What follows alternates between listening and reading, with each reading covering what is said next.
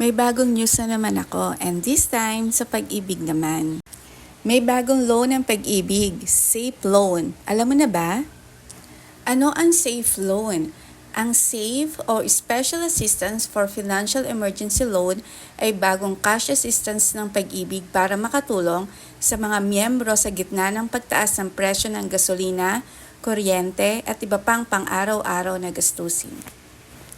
Magkano ang pwedeng hiramin? Hanggang 10,000 o hanggang 90% ng iyong total pag-ibig regular savings, alinman ang mas mababa. Magkano ang interest? 5.95% lang kada taon. Kailan magsisimula ang bayad? Good news, may 3-month grace period bago magsimula ang hulog. Gaano katagal ang hulugan? Pwedeng 1, 2, or 3 years ang piliing repayment term. Pwede ba kahit may existing MPL or calamity loan?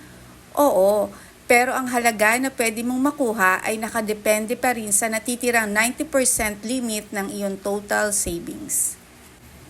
Paano mag-apply?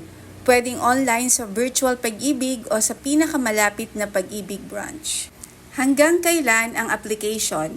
Hanggang September 8, 2026 na lamang po ito. I-share mo na ito sa mga may Pag-ibig account para updated sila.